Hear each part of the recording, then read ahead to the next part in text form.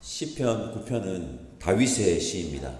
시편 9편의 시인 다윗은 1절에서 이렇게 고백합니다. 제가 다시 한번 읽어보겠습니다. 내가 전심으로 여호와께 감사하며 주의 모든 기이한 일들을 전하리이다. 아멘. 진심 무엇입니까? 나누어지지 않는 마음입니다. 진실한 마음으로 여호와께 감사하며 주가 행하신 모든 기이한 일들을 전하겠다고 합니다.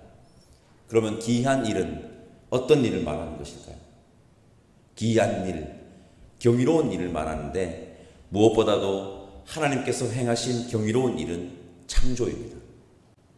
이 땅의 인생들 가운데 창조의 비밀을 아는 이가 어디에 있겠습니까? 창조는 경이로움 그 자체입니다. 하나님은 온 우주 만물을 창조하신 창조주 하나님이십니다. 또한 하나님께서 행하신 경이로운 일은 작디 작은 인생, 시편 9편을 노래하는 시인 다윗에게 베푸신 구원의 역사입니다. 개인에게 베푸신 구원의 역사. 하나님은 다윗뿐만 아니라 우리에게 구원을 베푸셨습니다. 이것은 너무나도 경이로운 일입니다. 하나님이 베푼 창조의 역사와 우리에게 베푼 구원의 역사만으로도 우리는 하나님께 나아가 감사하고 찬양하고 경배하고 전하기에 모든 이유가 되며 이것으로도 충분합니다. 우리 모두 전심, 다시 말해 나누어지지 않는 마음으로 예수님께서 말씀하신 두 마음을 풀지 말라는 가르침이 기억이 납니다. 전심으로 여호와 하나님께 감사하며 살아가는 이 땅의 인생들 다 되시기를 바랍니다. 여러분, 세상에 정의가 없고 불의로만 가득한 것 같을 때가 있지 않습니까?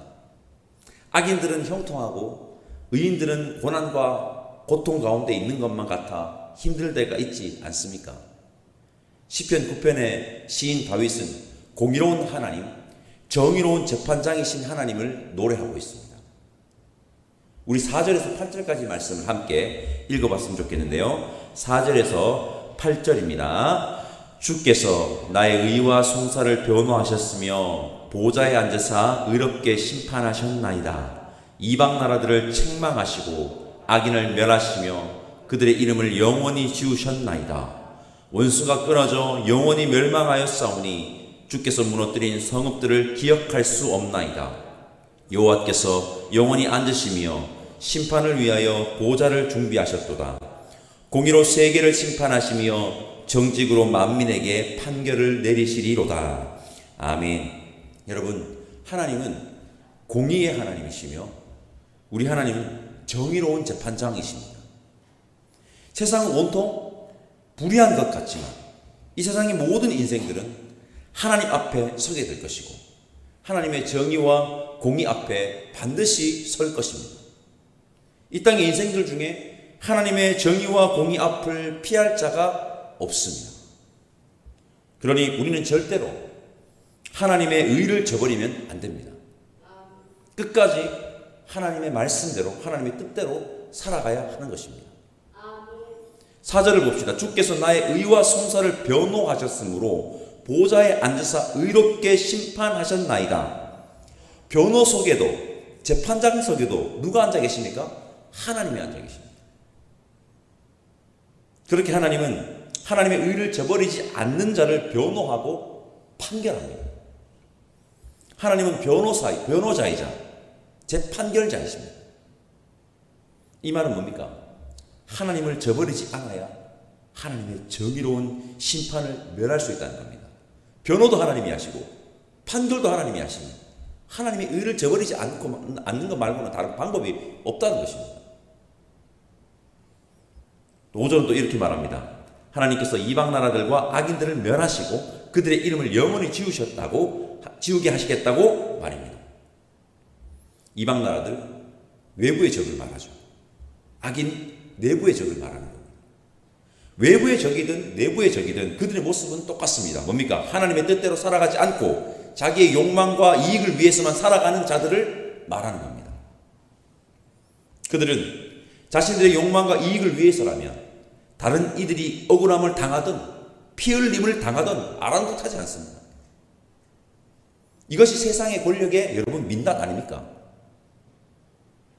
그들은 이방 나라요 악인입니다.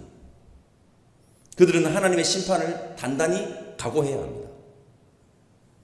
6절 주께서 무너뜨린 성읍. 성도 여러분, 세상에 영원한 나라는 없습니다. 세상에 영원한 나라 없습니다. 영원한 나라는 오직 하나 뭡니까? 하나님 나라밖에 없습니다. 우리 그것을 믿고 있지 않습니까? 권력으로 세상을 호령하고 자신의 사리사욕을 채우기 위해 세워진 이 땅의 나라들은 역사에서 사라지게 되어 있습니다. 아수르, 애굽, 바벨론, 헬라, 로마 모두가 다 그렇습니다. 이것은 하나님의 준엄한 심판입니다. 우리 하나님은 역사를 주관하시는 역사의 주관자 하나님임을 여러분 잊지 마시기 바랍니다. 주께서 무너뜨린 성은. 여러분, 우리 하나님은 공의의 하나님이요 정의로운 재판장이시며 역사를 주관하는 역사의 주관자 하나님이십니다. 이것을 반드시 기억하고 우리는 이방 나라들이 아닌, 악인이 아닌 하나님의 의를 저버리지 않고 하나님의 의에 딱 붙들린 자들이 다 되시기를 간절히 소망합니다. 우리 9절에서 14절까지 말씀 한 목소리로 함께 읽어보겠습니다. 9절에서 14절 함께 읽겠습니다. 여호와는 압제를 당하는 자의 요새이시요 환난 때의 요새이시로다. 여호와여, 주의 이름을 아는 자는 주를 의지하오리니 이는 주를 찾는 자들을 버리지 아니하심이니이다. 너희는 시온에 계신 여호와를 찬송하며 그의 행사를 백성 중에 선포할지어다. 피 흘림을 신문하시는 이가 그들을 기억하시며 가난한 자의 부르짖음을 잊지 아니하시도다. 여호와여, 내게 은혜를 베푸소서. 나를 사망의 문에서 일으키시는 주여, 나를 미워하는 자에게 받는 나의 고통을 보소서. 그리하시면 내가 주의 찬송을 다 전할 것이요 딸 시온의 무에서 주의 구원을 기뻐하리이다. 아멘. 하나님은 저 멀리 높고 높은 곳에 그저 앉아 계시는 분이 아님을 다윗은 노래합니다. 11절에 다윗이 뭐라고 말합니까? 너희는 시온에 계신 여호와를 찬송하며, 이 땅에 계신 여호와 하나님께 찬송하라는 겁니다. 하나님은 하늘 보호자에 앉아 계심과 동시에 이 땅에도 계십니다. 그렇게 여호와 하나님은 압제당하는 자의 요새이시고 주를 찾는 자들을 버리지 않으시며 피 흘림을 신문하시는 이 곧 억울한 죽음을 기억하시고 그들을 죽음으로 내몬 자들을 그냥 지나치지 않으십니다. 그리고 가난한 자들의 부르짖음을 들으시는 연약하고 억울한 자들의 목소리에 귀를 기울이시고 그들과 함께 하시는 어떤 하나님이실까요? 긍휼이 많으신 하나님이십니다. 출애굽이 생각납니다. 출애굽. 자주 말씀드렸습니다. 저는 출애굽을 이렇게 정의하는데요. 긍휼이 많으신 하나님께서 그들의 부르짖음을 듣고 들으시고 인간의 역사에 개입한 놀라운 사건입니다. 그 놀라운 사건을 제가 다시 한 번 더 읽어보겠습니다. 출애굽기 3장 7절에서 10절 읽는 것만으로 은혜가 될 줄 믿습니다. 여호와께서 이르시되 내가 애굽에 있는 내 백성의 고통을 분명히 보고 그들의 감독자로 말미암아 부르짖음을 듣고 그 근심을 알고 내가 내려가서 그들을 애굽인의 손에서 건져내고 그들을 그 땅에서 인도하여 아름답고 광대한 땅, 젖과 꿀이 흐르는 땅, 곧 가나안 족속, 헷 족속, 아모리 족속, 브리스 족속, 히위 족속, 여부스 족속의 지방에 데려가려 하노라. 이제 가라. 이스라엘 자손의 부르짖음이 내게 달하고 애굽 사람이 그들을 괴롭히는 학대도 내가 보았으니 이제 내가 너를 바로에게 보내어 너에게 내 백성 이스라엘 자손을 애굽에서 인도하여 내게 하리라. 아멘. 성도 여러분, 우리 하나님은 우리의 아픔을 아시며 우리의 부르짖음을 들으시며 억울함의 토로를 저버리지 않으시는 긍휼이 많으신 하나님임을 기억하시기를 바랍니다. 아플 때, 힘들 때, 억울할 때 긍휼이 많으신 하나님에게 나아가 하나님께 토로하는, 기도하는 저와 여러분들을 되시기를 소망합니다.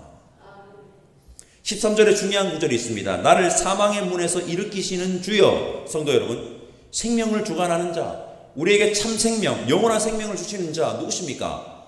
하나님이십니다. 여호와 하나님. 우리 하나님이 생명의 주관자 하나님, 생명의 하나님이심을 반드시 기억하시기를 바랍니다. 그렇게 다윗은 15절 이하부터 끝절까지 앞에서 노래한 하나님의 속성을 다시 노래합니다. 공의와 정의의 하나님입니다. 하나님의 뜻을 저버리고 자신들의 사리사욕에만 눈에 멀어 권력을 남용하는 이방 나라들과 악인들의 심판을 다시 한 번 더 상기합니다. 성도 여러분, 시편 9편을 제가 이렇게 묵상을 하는데 시편 9편의 시인 다윗은 하나님의 속성을 지금 노래하며 높이고 있음을 알게 되었습니다. 시편 9편에 하나님의 속성이 많이 나옵니다. 시편 9편에 다윗이 노래한 이 하나님의 속성을 제가 한번 나열해 보겠습니다. 창조주 하나님, 구원자 하나님, 공의의 하나님, 정의로운 재판장 하나님, 국률의 하나님, 생명의 하나님입니다. 여러분, 다윗이 노래한 이 하나님의 속성을 기억하시고 다윗처럼 그 하나님만을 노래하는 우리가 됩시다. 그렇게 노래하며 오늘 하루를 살아가는, 아니 우리 일평생 살아가는 저와 여러분들이 다 됩시다. 우리의 삶은 분명하게 달라지게 되겠습니다. 이것만 기억해도, 하나님의 속성만 정확하게 기억해도. 시편 9편을 묵상하면 이러한 결론에 이르게 됩니다. 여러분은 시편 9편을 읽고 묵상한 자들이 어떻게 살아야 할까요? 이 시편 9편을 함께 읽고 우리가 어떻게 살아야 할까요? 세상의 권력에 아첨하며 불의를 보고도 참으며 거기에 동참하며 이익을 취하며 빌부터 사는 인생이 아니라 성공지상주의에 함몰되어 하나님의 뜻을 저버리는 자들이 아니라 비록 가난하더라도 연약하더라도 우리의 은총을 듣고 우리와 함께 하시는 하나님을 기억하고 하나님만을 가까이 하는 삶을 살아가는 자, 하나님의 뜻을 따라가는 자가 되어야 합니다. 이것이 진정한 승리입니다. 그러한 삶을 살아가는 자들이 저와 여러분들이기를 다시 한 번 더 바랍니다. 앞서 언급한 하나님의 속성들과 시편 9편을 읽고 묵상하면 이르게 되는 결론을 반드시 기억하시고 오늘을 하나님의 백성으로 살아가는 자들이 저와 여러분들이기를 간절히 다시 한번 바랍니다. 기도하겠습니다. 하나님, 감사합니다. 오늘 시편 말씀 앞에 우리를 세우게 하시니 감사합니다. 우리가 이 땅에서 살아갈 때 먼저는 전심으로 창조주 하나님과 구원자 하나님을 찬송하게 하옵소서. 또한 공의와 정의의 하나님을 기억함으로 불의한 권력에 동화되어 하나님의 뜻을 저버리는 자들이 아니라 비록 가난할지라도 때로는 억울한 일을 당한다 할지라도 우리의 억울함과 아픔을 들으시는 국민의 하나님을 기억함으로 하나님의 뜻대로 살아가는 자 되게 하여 주옵소서. 그것이 진정한 승리이며 영원한 생명을 누리는 길임을 기억하고 하나님의 백성으로 오늘을 살아가는 자들이 여기에 모여 함께 예배드리는 우리 모두이기를 원하오니 성령 하나님 인도하여 주옵소서. 감사하고 예수님의 이름으로 기도드립니다. 아멘. 하늘에 계신 우리 아버지, 아버지의 이름을 거룩하게 하시며 아버지의 나라가 오게 하시며 아버지의 뜻이 하늘에서와 같이 땅에서도 이루어지게 하소서.